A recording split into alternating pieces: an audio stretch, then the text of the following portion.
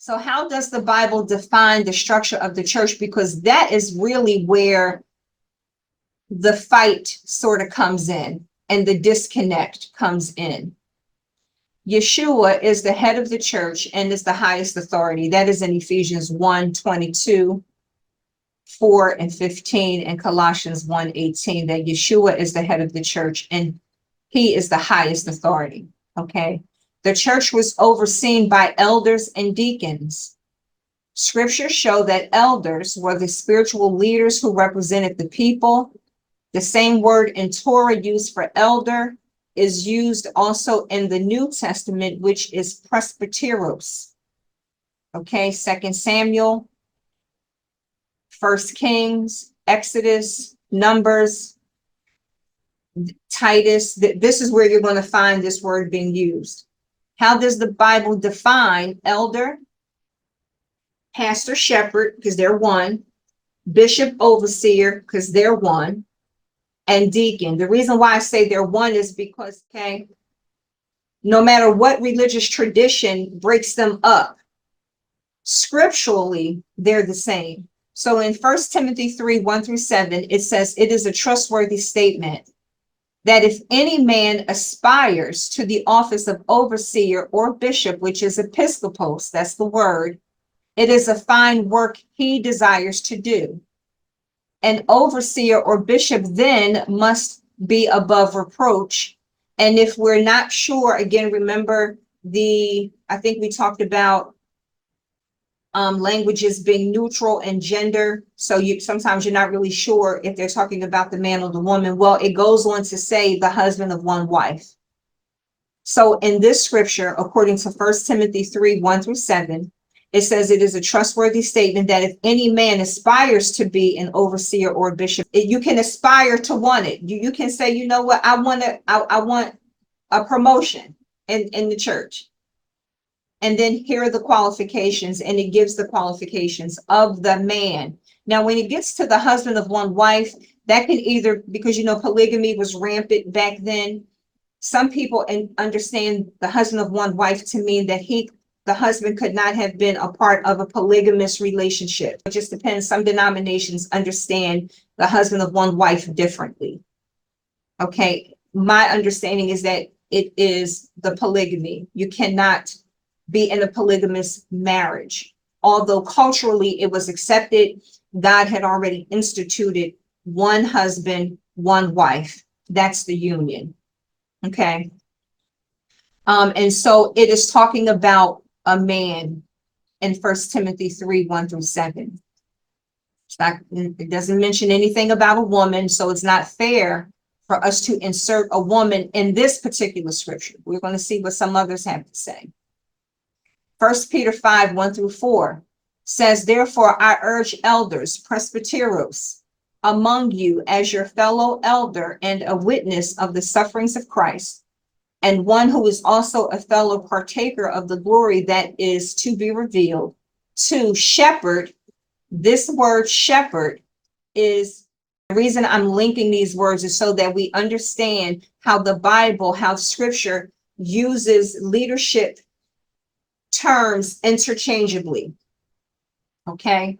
So it says, therefore, I urge you elders, presbyteros, among you. We already established that as your fellow elder and witness of the sufferings of Christ, who is also a fellow partaker of the glory that is to be revealed. Now he's telling them what to do. Shepherd the flock of God among you, exercising oversight, episkopos. So now we have three different words that are being used. We have presbyteros, the word homonio. I don't know. I don't want to, I forgot to listen to that one. So see, I'm not perfect.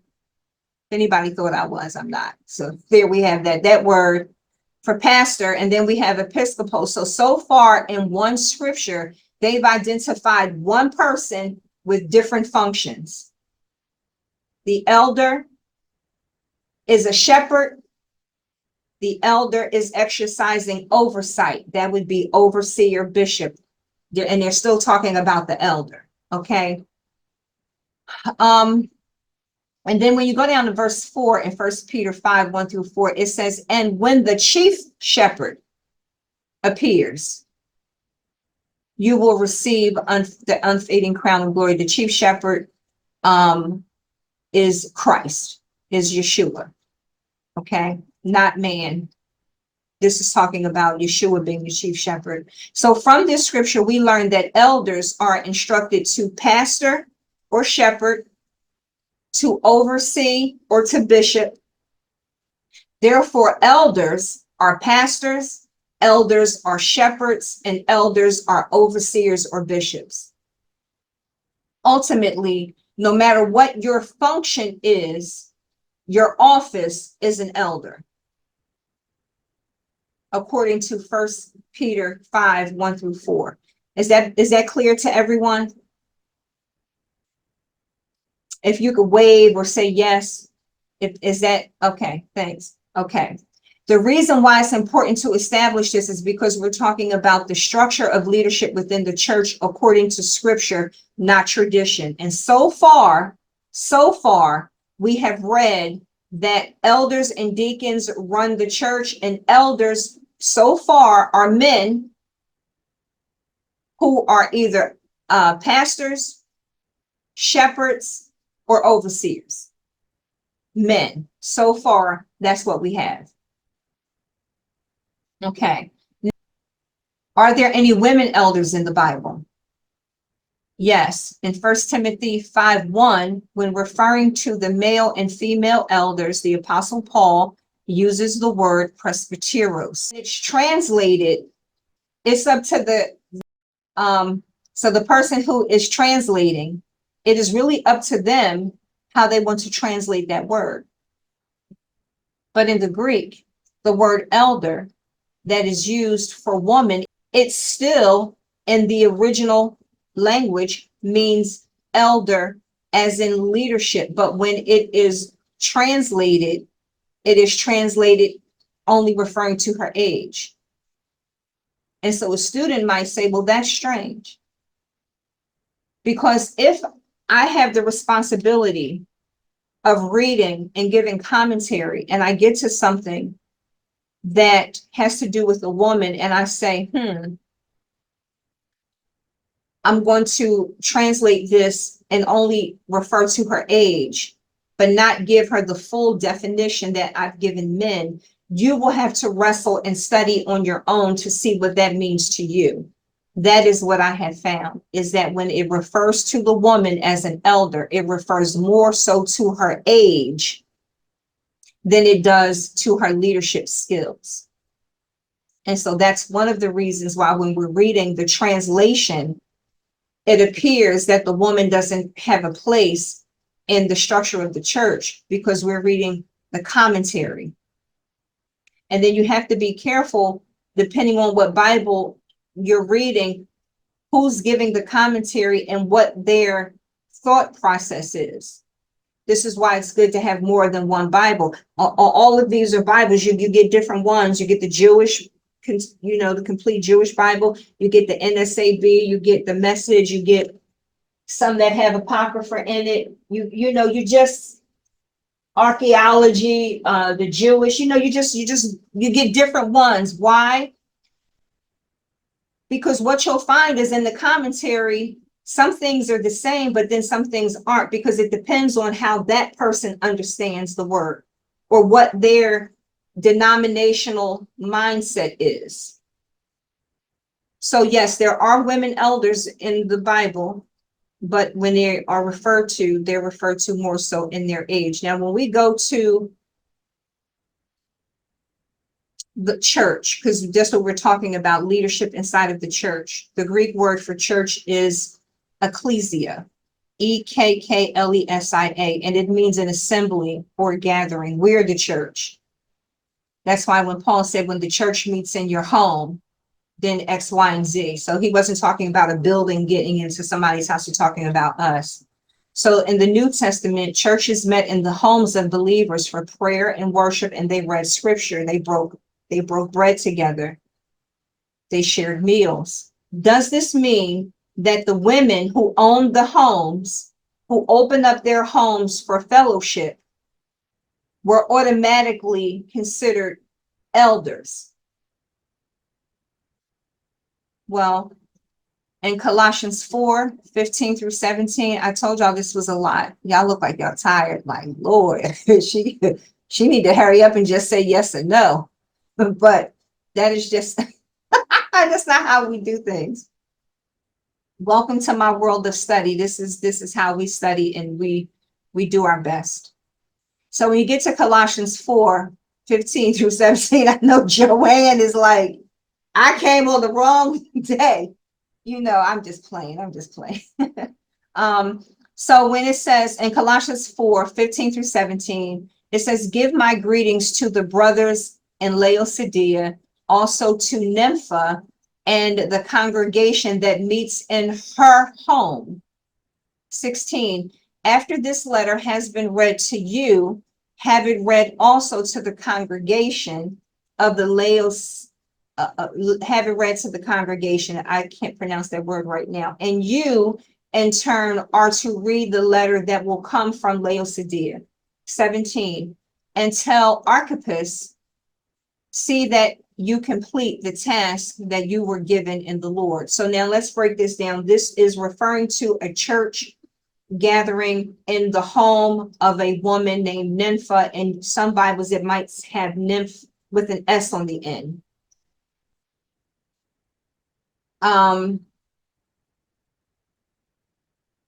It says greetings to the brothers. So it's addressing the men first. Also Nympha, 2, and the congregation that meets in her home. So we have 3 people that's being identified in this letter. The brothers first, you know, when we're in service and they say, I want to honor people in their respective places, and they go on down and down, you know, that's kind of what this reminds me of. You know, what we notice is that Nympha, although she's addressed second, not with the men, she also is separated from the larger congregation. So there's still a separation between her and the congregation that's meeting in her house. So that signifies leadership. But the question is, does that make her an elder? Simply because she was the homeowner. When I have ministry events, when we used to have ministry events here at the house, I was the homeowner, but I wasn't necessarily in charge of that ministry that was coming to hold the meeting here. So we had to think about just what is Scripture saying. Now, brothers, Nympha, the congregation. Scripture credits her as the homeowner. It credits her separate or set apart from the congregation, but it does not group her with the brothers. That's what we know so far. That's all we know. Another interesting point is that in some Bibles, and see, this is why it makes me believe that Nympha was a woman who had some leadership, because in some translations, they translate Nympha, which is a woman's name, they add the S to make it masculine, because they don't want it to come across as if this woman had leadership in her own home where she was allowing the congregation to meet. Why would you do that? Why not just give a faithful rendering of what is there? Why change it masculine if it is not implying that she had leadership? You see?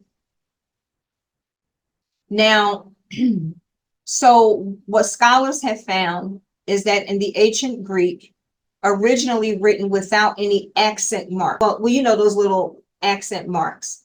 That can change a whole meaning of a word if you don't put it. And what they found is that as time went on, names that were once only regarded for females were then changed to males, so that it would appear that all of leadership, because we're not talking about headship, but leadership was all male. They do the same with Junia, the female apostle that's written inside of the Bible. At some point in church and commentary history, or when translating, her name became Junius, and it turned masculine. So then the scholars did their scholarly work, and they went back and they said, there was the name Junius that didn't even exist in ages prior to it being translated this way. So I think what the commentators were doing, and I'm assuming allegedly, let me say that it appears that what they were doing is making it so that every time leadership was mentioned, it always translated male. And so that is something that you would have to, discover, pray about, and be faithful to the word. In Philippians 4:1-9, it says, therefore, my beloved brothers and sisters, whom I long to see, my joy and crown, stand firm in the Lord. In this way, my beloved, I urge EUODIA, and I urge maybe SYNTYCHE to live in harmony in the Lord. Indeed, true companion, I ask you to help these women. So we're identifying that these with these difficult names that I didn't get a chance to look up because are you saying something, Brother Joseph? You want to say something? I was saying that they are both women. Yes. Yep, you're right. Yep, you're right. It says, I urge Euodia and Syntyche, Lord forgive me, to live in harmony in the Lord. Indeed, true companion, I ask you to help these women. Absolutely right. To help these women who have shared my struggle in the cause of the gospel, together with Clement, as well as the rest of my fellow workers whose names are in the book of life. So now, when you say share my struggle, the struggle was sharing the gospel of Christ, right?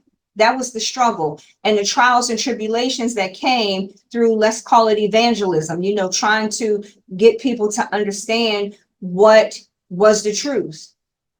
So if these two women were true companions who shared in that struggle, that is a leadership quality. That's a leadership role. But it doesn't say that they were headship, but it does say that they shared in the leadership responsibilities. So yes, there were women leaders. When you get down to verse 8 in Philippians 4:1-9, it says, finally, brothers and sisters, whatever is true, whatever is honorable, whatever is right, whatever is pure, whatever is lovely, whatever is commendable, if there is any excellence, and if anything worthy of praise, think of these things. As for the things you have learned and received and have heard and seen in me, practice these things, and the God of peace will be with you. So everything that I have shown you about effective ministry, leadership, spreading the gospel, all of those things, men and women, remember that, because that's your charge. But we still haven't read in the translation where women are rightfully called elders. We did, but it described it more so, and it only focused on her age, even though it's the same word. I need you to get that. That does not have anything to do with headship. So if women are elders in your church, I believe, this is me, but don't follow me, because I'm trying to keep myself out of hell. I'm just, don't follow me. Now I'm saved, but you know what I'm saying. Don't follow me. In my mind, women can be elders, but headship of the elder board, or whatever your denomination calls it, from scripture must be a man.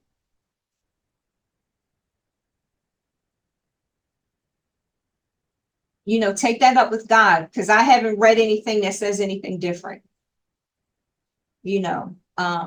And I'm praying for all of you who have to share this message with people who you might be in fellowship with, because it's going to be a hard conversation. It is.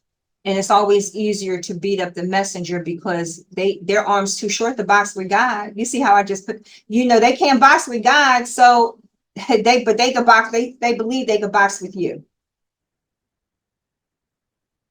Don't procrastinate your understanding in this area. It's important that you present scripture for what it is. And you help to break up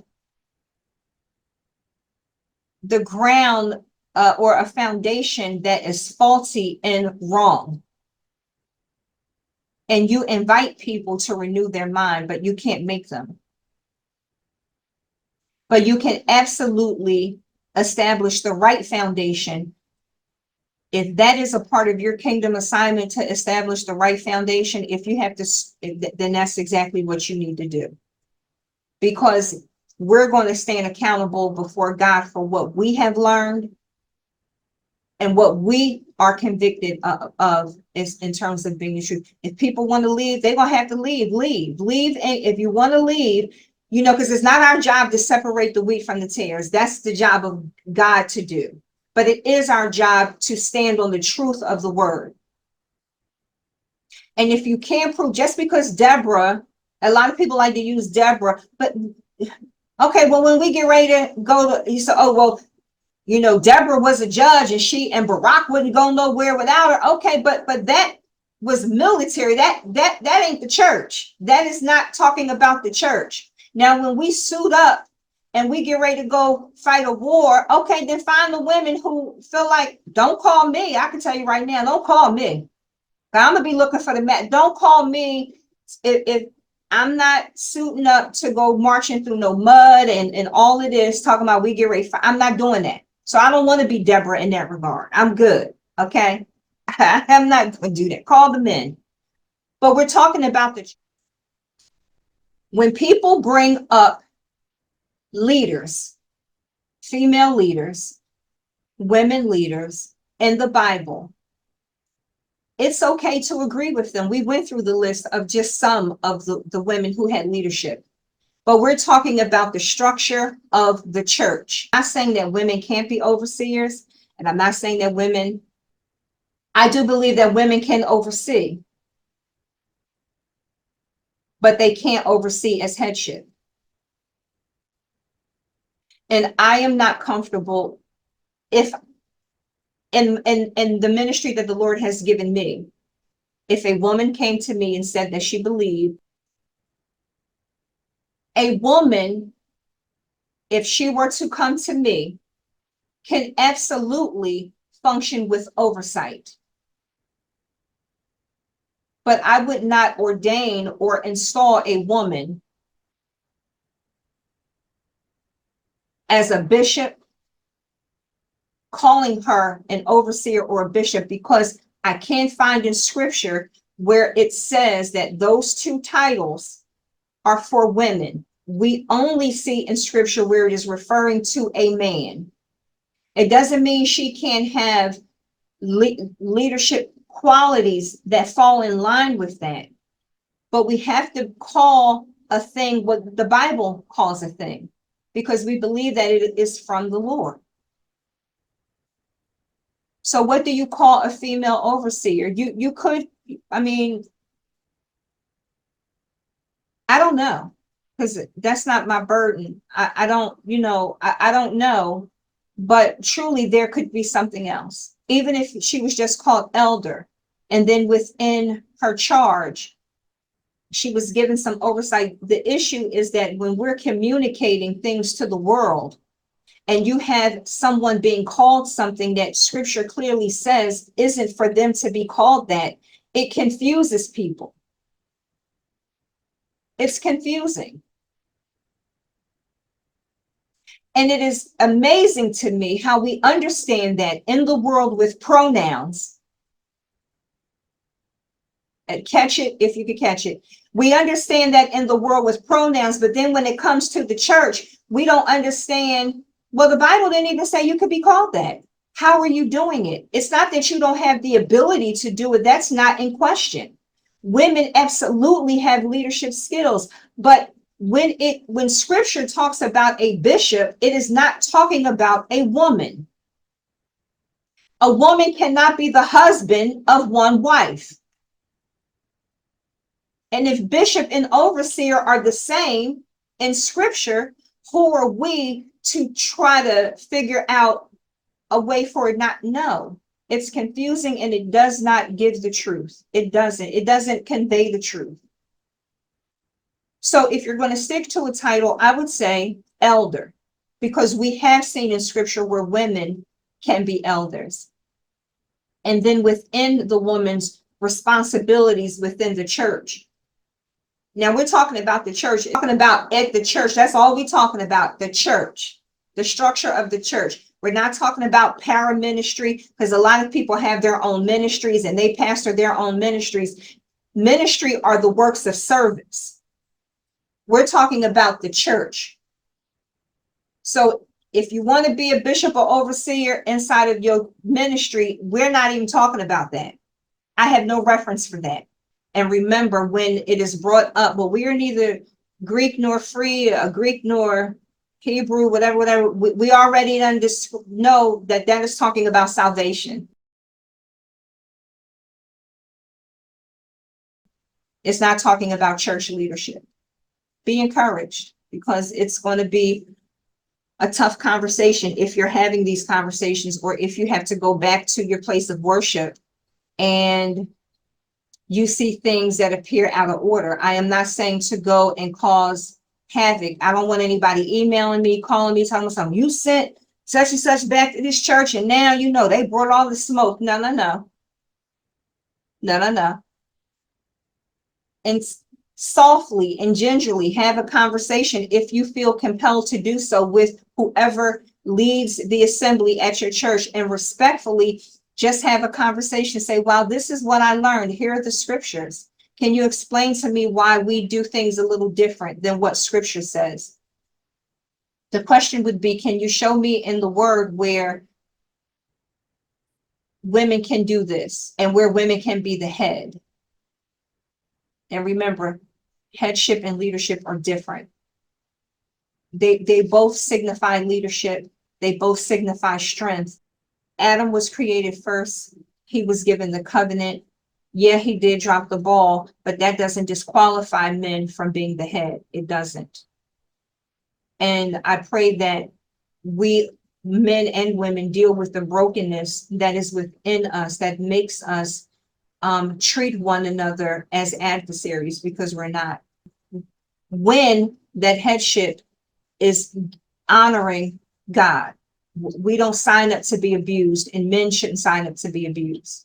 So I pray that we deal with the brokenness that is within us, where we can really adequately deal with that. And that's a program that I'm definitely working on,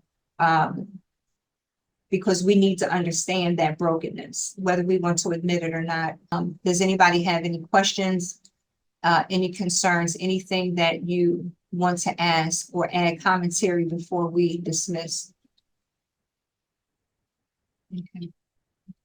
So this was great. Thank you, everyone. God bless you. Elizabeth, wake up. But now all of a sudden class is over. She want to lean up, the whole, no, I'm just playing.